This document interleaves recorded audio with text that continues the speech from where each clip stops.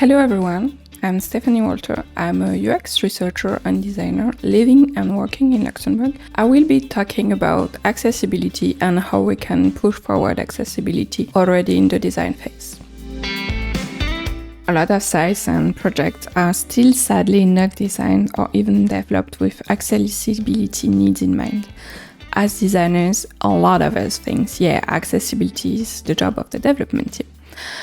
So accessibility becomes an afterthought. Company launch inaccessible projects and teams, they get asked to fix the accessibility issue later. A little bit like my glasses here. My question is, why would you want to try to fix it later when you could start designing it the right way and building it the right way from the beginning? This is why I think we need to bring accessibility awareness earlier in the projects. And as designers, we have a role to play into that. A lot of accessibility issues can be already foreseen and prevented during the design phase. And as designer, we hold the power to shape product roadmap by including accessibility best practices in our designs, but also advocating for accessibility feature in the products that we build. And one thing we can do is use documentation to include and push accessibility requirements earlier in the project. Let's jump right in and talk about how and where designer can impact accessibility. A little disclaimer here, to build this talk, I cherry-picked which WCAG criteria designer can have the most impact on earlier in the project, so mostly A and AA criteria. I won't go through the whole WCAG, and you will of course need to go beyond that to make sure your website is fully compliant.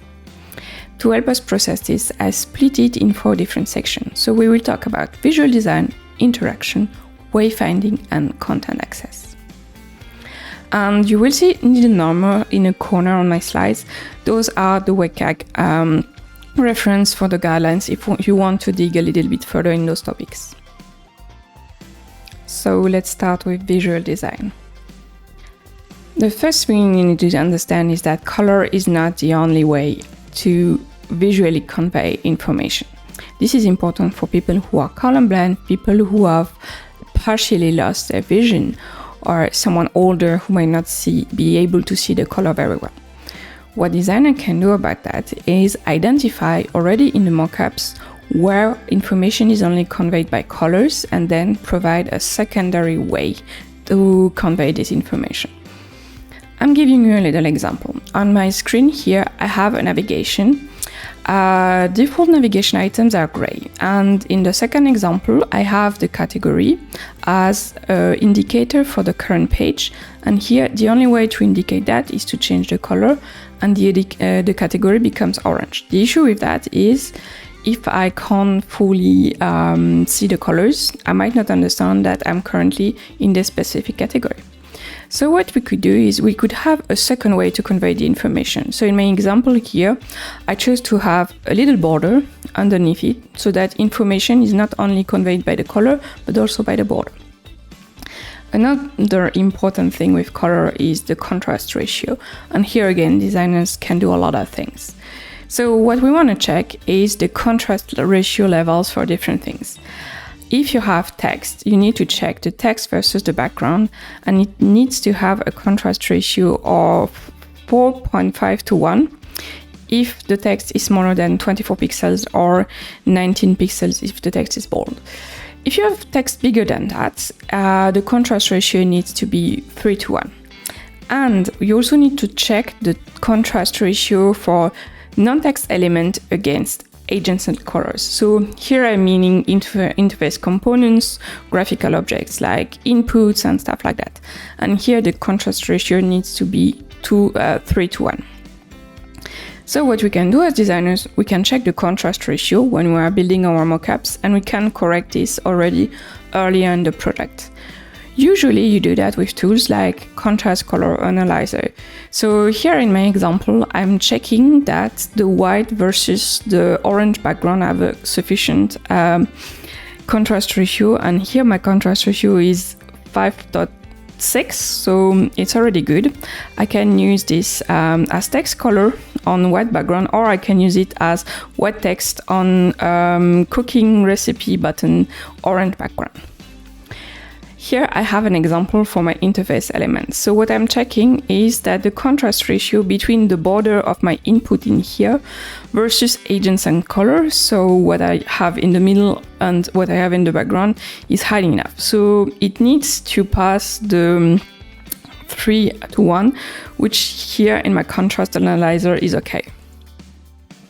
Another thing designer can do is when we are building color palettes and we are building our documentation, we can also document what colors can be used together so that future designers know exactly what they can and cannot do or should and shouldn't do. Usually I like to do that by creating a color matrix, and I have a tool to do so, and you will get the links in the speaker note. So you have all my colors on vertical and horizontal axis on this tool, and they at the intersection I know the contrast ratio. So if I'm taking an example of my orange again here, at the intersection it says that it has a contrast ratio of 6.4 if I'm going to combine this orange with white. So this is okay, this would pass. But then if I were to combine it with the light gray here, for instance, at the right side of my matrix, this wouldn't work. So I can quickly show and tell my designers, okay, you can combine those two colors and those two should not go together. And then sometimes I also very specifically explain in the design documentation what colors can go together. So I have an example with my statuses. In my design system, I have 4 different statuses. I have success, warning, errors, and information. Here, my success is going to be a green, and for every single one of those statuses, we have 4 different colors in the design system. And I'm documenting that if I want to use 2 colors together, I need to use the dark version on top of the light version or on top of a white version, or the other way around. So here, on top of having the matrix, I'm also very specifically documenting for every single one of those success, warning, error, and information color combination, which ones I can use together. Let's talk about text, especially resizing and typography. Users need to be able to enlarge the text to 20% without hiding or missing any functionality on the site. As a designer, what you could do is you could try to duplicate all your mockups and see what the design would look like at 20%, especially if you have a lot of columns, things to your own, stuff like that. But for me, the most important thing is not just in the design phase, is also directly with the developer. You need to make sure they don't block the zoom, and you need to test your design in the browser at different zoom level during QA testing. Also, usually when you're building a responsive website using relative units, most of the time you have most of the job already done for you. So I'm giving you an example here of what it could look like, my mockup would look like, especially for native application, if I were to zoom the text by 200%. So what I changed, I didn't change a lot, so I enlarged the text, obviously. But then the main kind of adaptation that I have is I also want to enlarge the icon because they convey a lot of information. And then my 4-column preparation, cooking, serving, and cost metadata doesn't fit anymore if I enlarge the text. So I have to switch my grid, and instead of having one line with 4 elements, I have a 2x2 grid. So some guidelines for text is kind of the same as the guidelines you have when you want to do localization, which is avoid fixed height button, make sure that the button can stretch and resize. Avoid fixed height boxes with overflow hidden, otherwise you will have part of the text that will be hidden if someone is going to enlarge it. And then adapt the layout. So often it will be, maybe you have 2 columns, then it might become just 1 or something like that, depending on your design. And of course, maintain hierarchy, which means if the user is going to enlarge the text, if the H1 are bigger than the H2, then you should keep the same kind of ratio and structure. Let's now talk about interactions. First, button and links. So, with links, they need to be easily identifiable. Concretely speaking, it means that when you have a block of text, the user needs to be able to differentiate between the text and the clickable link in the middle. The easy way to do that is to keep the underline under the link. So my biggest advice is keep your links underlined and you won't have any issues. Otherwise, if you don't want to underline them and you want to use color as a way to differentiate them, they need to have a contrast ratio of 3:1. So the contrast ratio is between the link and the non-link text around it. And you need a visual cue on hover. Then they need to have a purpose that is clear, descriptive, and explicit. So this is more about content writing. So if you have a link or a button, ask yourself, does the user understand what will happen if they click, tap, or interact with it? Which means what you want to avoid is the click here link that don't mean anything for any user. And my advice is, if you can, use direct action verbs like open, cancel, close, something like that, to make it very clear what the link is going to do. Then let's talk about target size.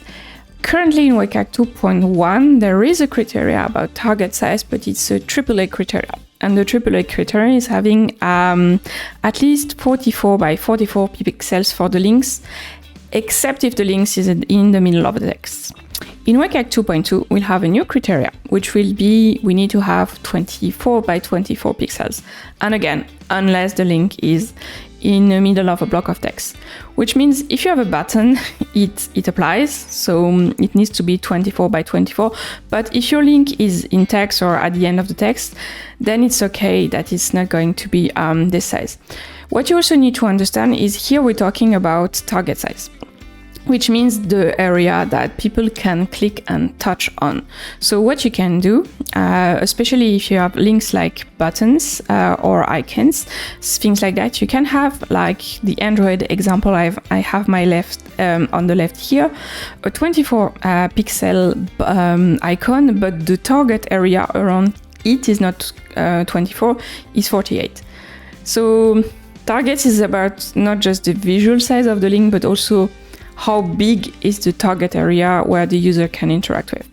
If we talk about native application, Android guidelines goes beyond WCAG. They advise to have 48 dp, which means kind of CSX pixels, but for native applications. iOS is kind of consistent with WCAG, which is 44. And then last advice on that, if you have buttons that are close together, like if you have a lot of different buttons, user might misclick on one of them. So what you want to have is have a little bit of spacing, like we have at the bottom here, between the buttons, to make sure that the people that is comfortable enough and they will not make mistakes when they click on them. Then what can we do as designers? Well, follow the identification guidelines, make sure that people understand links are clickable. And then also you can document different things. You can document states and you can document complex link and button states. So for link states, it's kind of the usual suspects. Default, hover, focus, very important, active, and if it makes sense, visited. Then if you have sometimes complex links, it can be interesting to document what area of the link is clickable so that the developer understands how to implement this. In my example here, I have a tile, a card, that has 5 block links, and each link is composed out of an icon, a title, a number, and a little arrow on the right. So legit question from my developer would be, where does the user click? Do they click on the arrow? Do they click on the title? Answer is they click on the whole element. So here, this is a complex link and the whole element is clickable. So this was documented to help them implement that. And then if we're talking about buttons, it's kind of the same as link. You have a lot of different states that you might want to document. So you have default, hover, focused, active. Buttons can also have disabled states sometimes that can be interesting to document as well. And usually I put that in a specific documentation so that the developer doesn't need to hunt down the different kind of states for the buttons. So I'll have my pages where the button will be used, and there I will just use the default one in the page. And then I have the design system where I'm documenting heavily and in all details all my different buttons in all different sizes, shapes, and with all the different states. Let's talk about forms now. So from forms, one of my friends, Marie-Guillaume, was explaining this very nicely. It's like a game. You want to give the rules of the game at the beginning, not at the end, otherwise nobody can win. So for forms, it's like about displaying instructions at the beginning so that people can understand how they're supposed to fill that. Which means basic guideline would be each field has a label. The label is clear and helps understand how to fill the form. Again, ask yourself, does the user understand this? Like, is it clear enough? You can even use ability to test those. And then make sure you help user prevent errors, which means you can put expected format, instruction. Also make sure that they know which fields are mandatory, which are not. There's different ways to do that. And then when they do an error, because sometimes it happens, help them recover for the errors, which means the fields that have an error are marked, the error message is pretty clear, etc., etc. So what designers can do, we can follow web accessibility guidelines for the form best practices, but we could also, again, list and document all the different states and inputs that the developer will need for our form elements, and then the different statuses required, like default error, things like that, and how it's going to be used.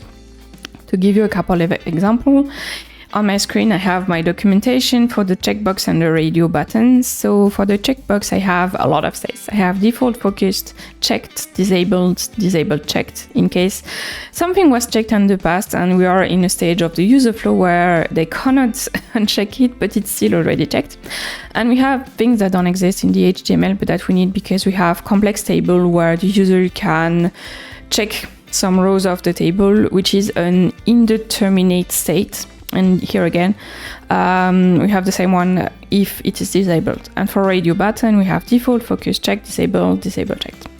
So here again, this is specific part of my documentation with all of that so that the developer can easily find it. And then when I use those in pages, I use the default one or the checked one, depending on what is needed. Another example here that goes beyond default state is about statuses. So for form elements like inputs, for instance, I have the default one, which is default focus field, read only. But then once the user interacts with them, I might have an error, I might have a success, and I also have sometimes an information state, very specific to my domain. So here again, it's the kind of things that we need to think about. We don't just think about focus state, but we go beyond that because this needs to be documented. And then we think about what happens when the actual form element is used somewhere in context. So I usually have two types of documentation. On the left of my screen, I have the default component. And then on the right here, I have an example of this component used in a page.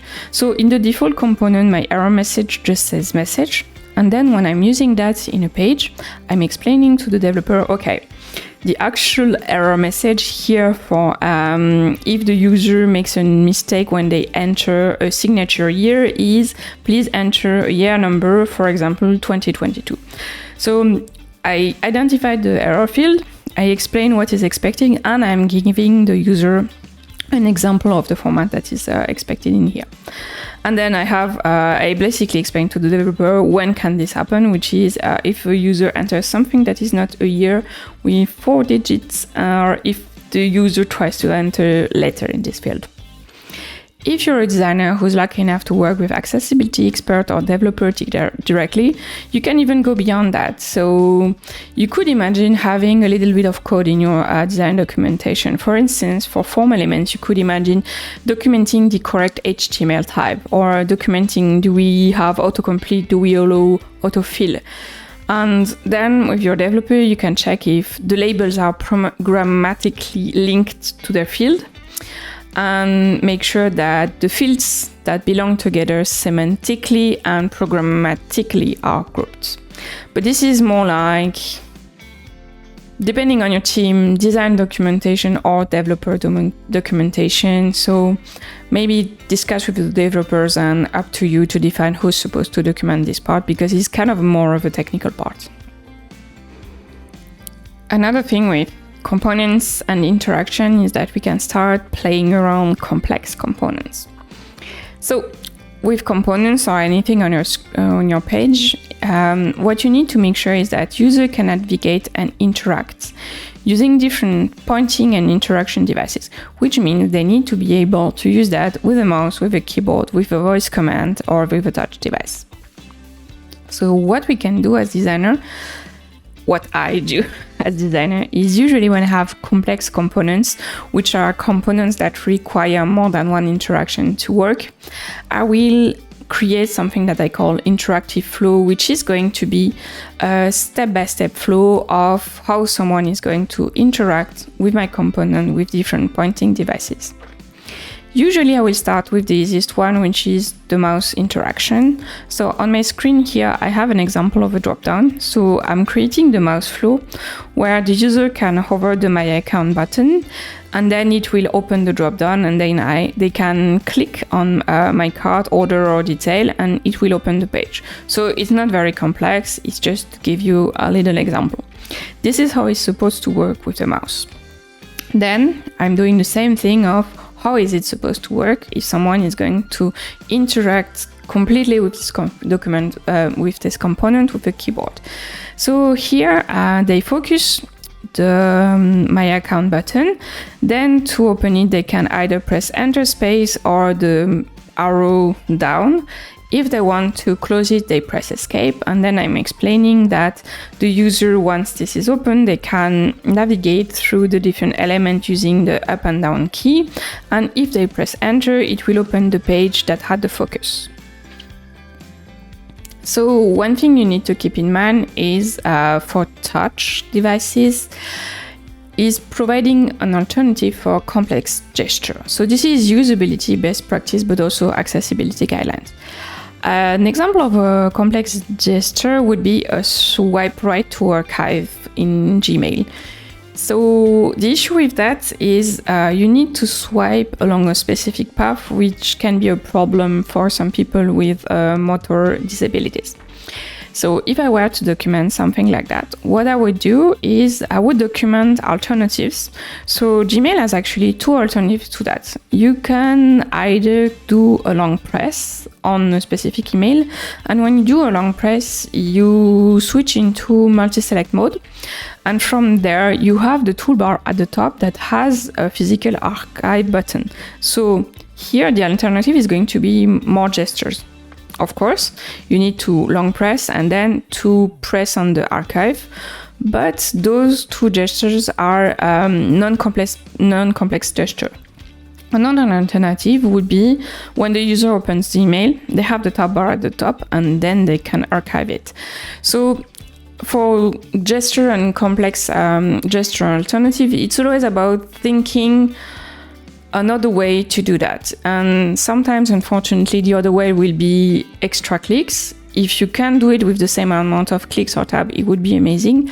But yeah, sometimes you need multiple clicks to do something like that. Let's talk about wayfinding, which is how can people find their way on our website and navigate through the different pages. First thing is in-page navigation. So each page has to have a unique title that describes the content of that page. And when I'm saying title, I mean like HTML title. So you don't actually see the HTML title in the page, but it's displayed at the top of the page in the browser tab. Also, it's the first thing a screen reader is going to announce. So this will help screen reader users understand what is going to be expected from this page. So as designer, what we can do is we can document those titles, but often we might also want to work with SEO, UX writers, and content people to make sure that we write those titles in the best way possible. So one way of documenting that is to document it directly on the mockups. Here I have an example from the Accessibility Annotation Kit from Indeed, and they put the title at the top of each of the mobile mockups. So to make a good title, it needs to be unique for each page. It needs to be short and descriptive. And then it needs to, of course, help the user know where they are in the structure of your site and what they can expect from your page. Also very important is not SEO keyword stuffing. There's still a lot of websites who do that, who just like try to cram the title with SEO keyword stuffing, and it's not reflecting the content of the page, which is very annoying at least and disappointing for users. So if, like me, you work on complex single-page application, we are not like documenting this on every single mockup. What we have is a page in Jira, because we don't have Confluence, but it could be an Excel sheet, it could be a Word document that work too. And here we are documenting the page title structure, because our page title, they are going to be automatically generated based off different criteria on where the user is, plus the identifier if they're into contracts or operations, because I work for a bank. And so this way the developer know exactly how they're supposed to build this page title. Then another thing that is important is the skip links. So the skip links is a mechanism available to bypass block of content that is repeated. So usually the bulk of repeating content that you want to bypass is the navigation. I have an example on my website here where the skip link says go to content. So by default, skip links are often invisible, and they become visible when the user focuses it's the first thing that is focused on the page. And if you want, you can keep it visible too, like you can have your kind of a bar of skip link at the top of the page. This is really up to you. So as designers, what we can do is we can actually design the invisible, which is a little bit weird, which is design those mechanisms, say where the link is, what it will look like if it's visible by default or when it's focused, and where it should send the user. Here is an example of my documentation. I have a cooking recipe website, and my skip link says skip to content and is going to appear on top of the logo at the top left of the page. It has the little black focus ring, which is my default focus style for those buttons. And I'm documenting with a little arrow where it's going to send the user. And it's going to send the user at the top of my main content, which is my main cooking recipe on this website. Then let's talk about headings. Headings, H1, H2, H3, etc., etc. As part of our job as information architects, we need to make sure that they are descriptive, consistent, and they follow a logical order. So when it comes to headings, a few things are important. The label of the heading, make sure it's going to help the people, again, understand what is to be expected after the heading in the page. So it's kind of introducing a paragraph or a big section or something like that.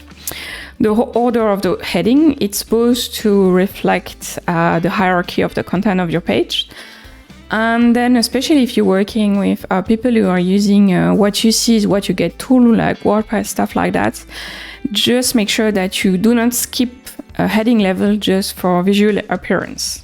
Because sometimes someone will want to have a heading that is visually smaller, so they will say, you know what, after this H2, I will put a H4. Don't do that. And this is like where you need to train your content people, I think, which is if you want something smaller, you still need to keep the hierarchy and make it smaller using CSS and not like switch to random visually smaller HTML elements. So what designers can do, we can work with content people to help them understand that, but also in the mockups, we can document the heading and our heading level to help the developer understand the hierarchy of the page. Sometimes it's very clear to a designer, but maybe a developer, when they will take a look at your mockup, they might not know, okay, what's the biggest heading, what's the H1, is this supposed to be H3, something like that. So here I have an example using my Penpot components of how I document a heading for a responsive version of my cooking recipe website. So I usually document this with two ways. First, I name directly my style with the proper heading. So in the typography component on the left of the Penpot, you have H1, H2, H3. And then I assign those directly so that I have consistency.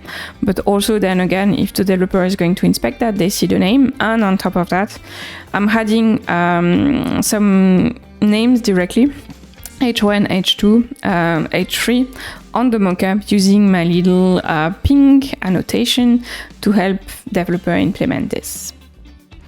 Our next category is semantic order for navigation. So when I'm saying semantic order, I refer to two different things.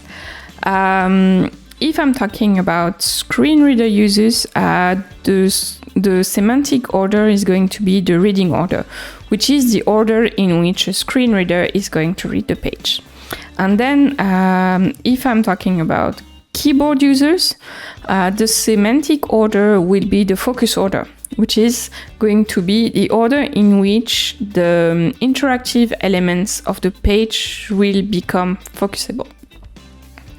So, as designer, again, we can document this sort of things. So we can document both reading and focus order, especially if you have very complex components or very complex pages. So the reading order, it should reflect the meaning of the content. If you have just one column, it's kind of easy, but if you have like content that is visually laid out in multiple columns, you need to make sure that the developer understands how it's supposed to be in the HTML order to help them implement that. In my example here, I have my cooking recipe website again on a mobile version, and it's pretty straightforward. So what I'm using to show the reading order is little arrows that go from the top of the page to the bottom. And one specific area that is, I think, the most interesting one for the developer is how is the screen reader supposed to pronounce my little metadata. So it's supposed to say preparation 3 hours, cooking 25 minutes, serving 4 to 6 persons, and then costs. So I'm using these arrows to help the developer understand that basically the order is from left to right, but inside each element we need to announce one after the other. It sounds obvious like that, but I already worked with developers who kind of implemented this as preparation, cooking, serving, cost, and then they will implement a second row that would say 3 hours, 25 minutes, etc., which means that for a screen reader, it would make 0 sense. Because it would not read the elements together, it would just read first line, second line. So yeah, that's important. Another example is in a very specific component. So I have a tile or a card, if you want, that is a small version of my cooking recipe. It's a cooking recipe thumbnail. For visual effect, but also to gain some space, I kind of have stacked stuff on top of each other. So my card, I actually have a same button that is floating on top of the image. But here, I don't want the screen reader to say the save button first. I actually want the save button to be said last. It makes no sense to say save and then your screen reader will tell you what to save. You want to know what's happening in the tile and then you want to maybe save it or not. So I have a very specific reading order I have in mind that is supposed to reflect the visual information architecture and hierarchy of this thing, which would be, I want the gluten-free title to be read first, then the categories, then the little summary, and save should actually be read last, because again, you want to know what you want to save. So this is kind of very specific example. Most of the time, the reading order should kind of follow the visual order of the page. So be very, very careful about that, but make sure it's logical for screen reader users. And then it's the same for the focus order. It needs to be meaningful, logical, and you need to make sure you don't have focus traps, which is if someone is entering a pop-up or a modal or something, they need to be able to close it and not have kind of the focus loop into it, otherwise they cannot do anything anymore on the page. So for the focus, a way of documenting this for me is usually to have my little components where I'm going to use annotation and numbers. So on my screen here, I have an example of our design system where we have a very complex model where the user can basically create what we call a custom calendar. So they start with the first field where they can give it a name. And then we go through the whole list of checkbox from left to right, from top to bottom. And I'm basically using my little number to help the developer understand what's the focus order for that. So 1, 2, 3, 4, 5, etc., etc. And then I'm also, again, documenting keyboard navigation, which is to close this thingy, the user can press escape, and then wherever they are on the focus, doesn't matter, it should close this model.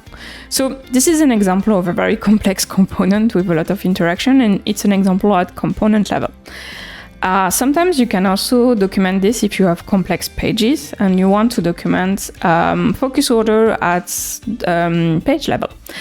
This is an example from the Fluent design system team at Microsoft, and they're basically documenting the focus order in a very complex SharePoint page. And here again, they're using kind of the same method I'm using. They're using the little number to explain like what's the order. And then on the right, they're also documenting a specific name, role description, which is kind of more something you might want to document with the help of a developer or an accessibility expert. So here, what happens with the focus order is the user is going to go through the header, like the greeny thing at the top, from left to right. Then they enter into a second area, which is, I think they call it, I don't remember, site header, from left to right again. Then they will enter into the navigation. They can go to return, so that's a weird thing, but maybe they have a good reason for that. So before entering the actual content of the page, you can return to something else, and then you enter in the actual content with the little bar with all the elements, and then with the actual table. So this, of course, is an example of something very, very, very complex. Most of the time, if you have simple pages that don't have a lot of focusable element, you don't need to go this far, of course. But it's like really to show you what can be helpful for the developer team when it comes to documentation, especially if you start playing with complex enterprise application, things like that. Then there's how you navigate across the different pages of your website. The main thing is you want to help user easily navigate by having consistent multiple navigation options. So this usually goes hand to hand with most of the usability heuristics that we have, which is you want to make sure that the navigation is always at the same place. So if you have the top navigation on the top, you're not going to put it at the bottom in another page. So it's mostly about consistency. And then make sure you have multiple ways of navigating. So usually if you have like top navigation on a page and a search, or if you have navigation plus a sitemap, there would already be 2 ways of navigating. Here what you can do is you can work with your UX and SEO people, because they will be more than happy to find a way to provide internal link building for your website. So that could be also a good opportunity to help make your website kind of easier to navigate by having cross-linking inside the different pages. So what I do for this kind of things is usually I'm going to provide my developer with the user flow or interaction flow I built in order to build the website. So a user flow is the thing on the left. It's kind of a step-by-step box and arrow graph that will document how someone will accomplish a task on my website. So I'm going to list the pages, the view in the branching, so that the developer will understand exactly how someone will navigate. And then screen flow on the right on my screen here is the exact same thing, but instead of having abstract box and arrows, I'm actually having the design pages. So user flow, I build them at the beginning of the project to help me plan navigation, consistency. Screen flow is something I will build at the end of the project, where I have actually all the screen finished and tested. And then I will add the little arrows and boxes on top of it to help the developer understand how we are going to navigate across that. So It sounds a little bit strange, but like this is usually deliverable that we do as UX designers, but we keep it for ourselves. And I think it's a very, very valuable deliverable to give to your developers, because then they can really understand how a user is going to navigate through the page. Also, give it to your QA and testing people. They will become your best friends, because here again, I've almost kind of already prepared the testing plan. I have all the branches and all of that. So that's an important thing, is if you are going to document something that will help you build the stuff, maybe it will help other people in the team. So don't just hide your deliverables, just check if they can be useful to someone else. Our last category is how the user are going to access the content.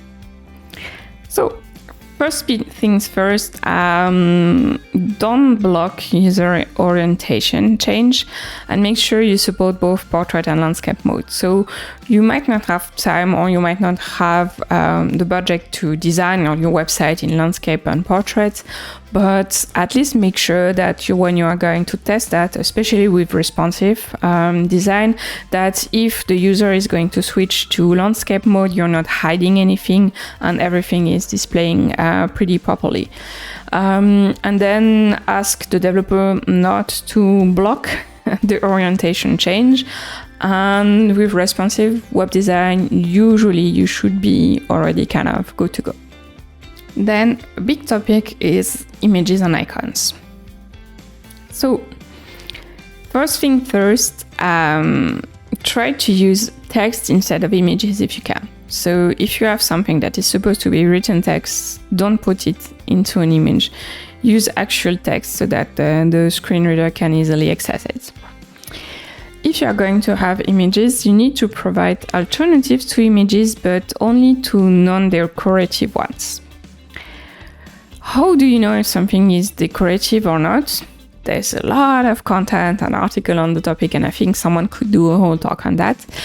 My rule of thumbs, and to help you get started, I would say ask yourself, if I remove this image from the screen, does the user still understand the content? Do they still understand what to do? If they don't understand the content without the image, you need to have an alternative text. If they can still understand what's going on in there, what they need to do, then there's a good chance your images are decoration. So what designers can do, we can identify in the mockups what images might need alternative text and which might not, especially if you have like icons and buttons and things like that. And then I would say we could pair up with UX writers, content writers, SEO to help us write better, meaningful, alternative texts when it is required. So as a designer, I can document something like that. So most of my documentation are either arrows or little numbers. And here I'm using the number technique. So I have two things going on my screen. First, I have a gigantic image at the top of my page. That is my kind of header image for my cooking recipe page.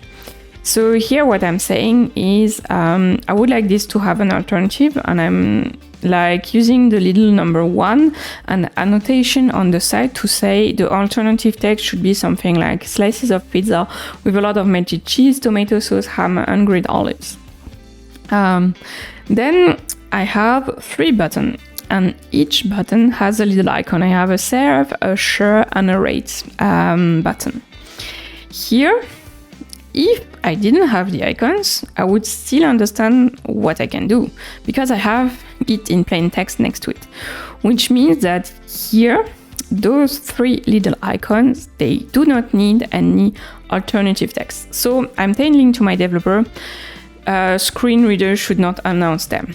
Know whether they're going to have an empty alt text or they're going to be an SVG with an area role or something like that. This, for me, is not up to me because at this point, I don't know how the developer is going to implement that. So here, me as a designer, all I'm saying is, does it need to have an alternative? If so, what alternative? Or it doesn't. And then up to the developer to kind of get the best way of doing that. Okay, another example here. I have a card where I have table in the card, and in the right corner I have 2 icons. And here I don't have a text anymore. So those icons actually have meaning, and if I remove them, I don't understand what's happening and I don't have the actions anymore. So for those, I actually need alternative text. So I'm again using my little numbers and the annotation on the right side to say the alternative text for the first one would be view graph, the alternative text for the second one would be view table.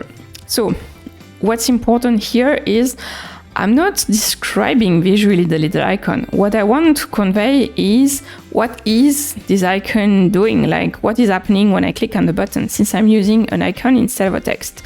So that's the important thing. And that's also sometimes something that's a little bit complicated at the beginning with alternative text.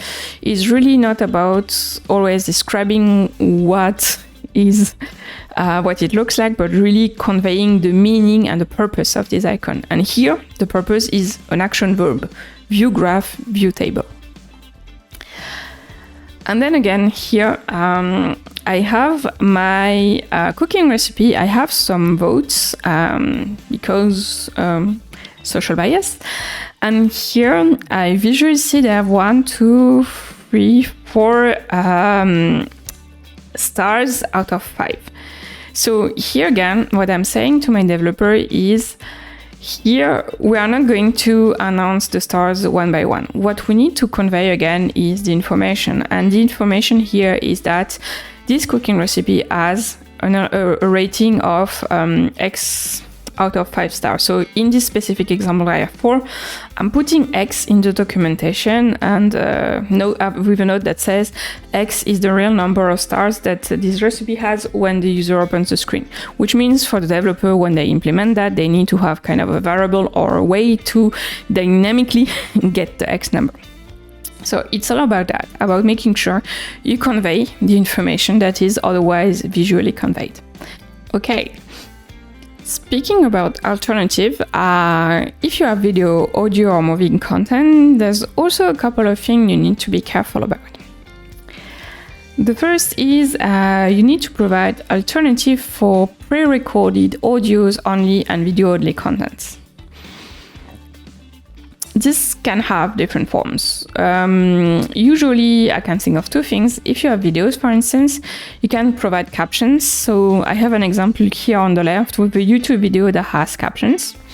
If you have something like a podcast, you could provide a whole transcript of the podcast so that the people who can listen to it can actually still access the content without having to listen to it.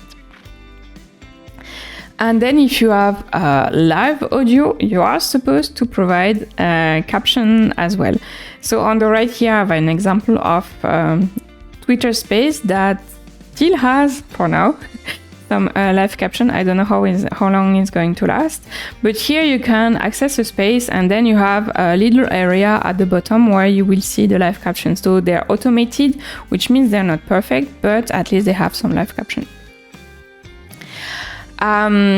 If you have audio that is going to start automatically and last more than 3 seconds, for instance, when the user clicks on the link and it will open a page where you'll have a video that is going to automatically play, you need to provide them control so that they can pause this audio content. So this is again, here as a designer, I need to understand my full user flow, and at some point I need to make sure that in my designs, in my player, in my whole kind of experience, I have a way to stop this audio. Last thing is, if you have kind of ways to convey information that is audio only. So let's say you are building native application that is going to let people know if someone rings at the door. You need to have, again, a second non-only audio way to convey information. So for your native application, you could have maybe vibration, you could have something visual that comes on the screen, like notification, something like that. But always have a secondary way. Don't just stick to audio content to convey an information. And you might ask, okay, but what can designers do about captions? We are not going to write the caption or something like that. The thing is here, you need to be aware of those guidelines. And if you're working for a product, service, website that will have at some point some features where people will be able to have live audio or where they will be able to have recorded audio, as a designer, you can actually push those to get implemented in the roadmap. It's the same as alternative features. Like if you are working for a social media platform, as a designer, you can push them to actually support having alternative text, and so that the user can actually put alternative text to the images. So here it's not just about what designers can do in the mockup, it's really about understanding the different needs when it comes to alternative, when it's for images, sound, audio, things like that. And make sure that as a designer you can get those implemented somewhere in the roadmap, so that you're not like building an MVP, saying that you're going to add that later and it never gets done, like it unfortunately often happens. And then the last thing about alternative is a little bit very specific, but it's about animation and transitions. We also have best practices when it comes to that. So you need to understand that some animation transition might trigger motion sickness in some users. So here what you can actually do is you have a CSS media query that is called prefers reduce motion. And you can actually use it to provide kind of alternative animation or tone down the animation for your users.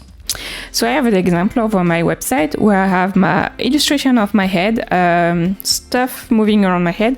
And when I scroll down, I have plant that is growing up. This can be triggering for some user. So what I have is like I put those into prefer reduce motion, and if the user has decided they want to reduce motion, I don't have anything moving around my head, it's all static. And I've switched the animation from the growing triggering plant to something more smooth that is supposed to trigger less motion sickness, which is a fading. So it's always about kind of having alternative. You don't need to completely remove animation all the time, but make sure that if the user has the prefers reduce motion setting in their operating system switched on, and you have a lot of animation on your website, that they have something that is a little bit less triggering. And this for sure is something you need to test with users who actually have vestibular disorder and seek feedback from the community. So I gave you a lot of examples of what designers can do and document. The question is like, how can we actually document all of that? When in the process should we do it? And who's supposed to document all of that? So for the one in the process, usually what I do is I take time to document only final and tested components pages after I've discussed with developer about the technical feasibility. So usually what I do is I might have to rework some components to make sure that it works either for the user, because during usability testing we discover it's not working, or that we can't implement this. So I will just make sure that everything works for everyone, and then I will write the final documentation so that I don't waste time documenting something that might not make it to the final products. I have two levels of documentation. I have, as I showed you and a little bit during the talk, a level which is very like documenting the component at component level in my design file.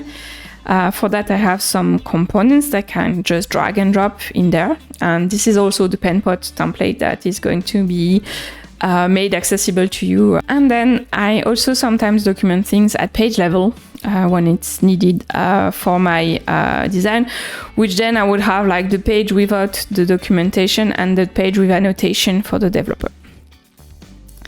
So what you need to understand is documentation is not a substitute for communication. So usually what we have is like we have a weekly meeting with the developers where we are discussing all of that. And the documentation is here more like as a reminder of what was documented, what was discussed before. Because sometimes it might take like 6 months between the moment where I did usability testing on a component, and then I discussed with the developers, I wrote the documentation, and when the actual story arrives on their desk. So documentation here is a good way to remind us about what was discussed before and why we actually took those decisions.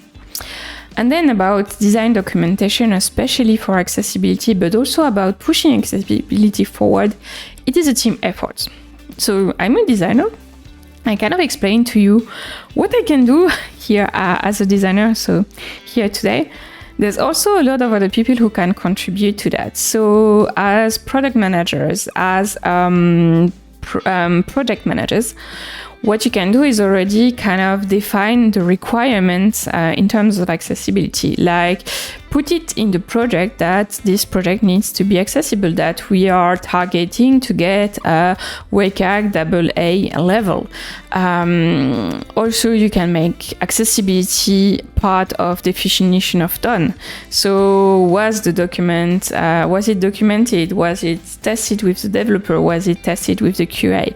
Things like that. So on the product kind of management level, you can already push accessibility forward. On the development side, of course, you are responsible for the technical implementation of all of that and for all the things I didn't have time to cover today on the WCAG, which are more like technical markup, ARIA rules, landmarks, stuff like that. Working with content and UX, there's a lot of things that can be done here too. So I talked a little bit about titles. I talked about making sure that your links are precise, that user can understand them. I talked about also alternative texts. So all of that can also be kind of the shared responsibility between the designer and the content creators. And then QA testing, at some point when it's built, we need to test it. So responsibility of the QA testing is also make sure that the components are tested. Did you test it with a screen reader if your QA testing are kind of fluent or used to do something with a screen reader, or also kind of at least tested with a keyboard, things like that. So kind of shared responsibility of the whole team. My advice here would be discuss with your team and then check what people are comfortable with in which different areas on accessibility and then build upon that. So while preparing this talk, I kind of try to organize what I would be confident or comfortable documenting on my own. And then I also I build this kind of 3-quadrant matrix where I put what I would like to have the help of developers, accessibility expert with when it comes to documentation, and where I would like my SEO content writers to help me with when it comes to accessibility. And this is my very personal matrix, but I think it could be a good exercise to do with your team, like have everyone map the different area they feel comfortable with and then discuss and see how you can collaborate so that everyone can actually push accessibility forward in a project, because it's about making sure it's a team effort. So I shared a lot of things you can document as designers to help push accessibility forward. The goal was to give you some examples, but I will be honest, I don't always have time to document all of that in all my mockups. I would say if you don't have that much of a time, pick your battles. Document the things where there are or might be the biggest issues and misunderstanding with the developers. The important thing is that it's a team effort. Even if you don't have time to document everything, communicate with your developers, with your QA, with the rest of your team, the most important aspects of accessibility. The goal is really so that we can push accessibility forward together for everyone, starting at the beginning of the project.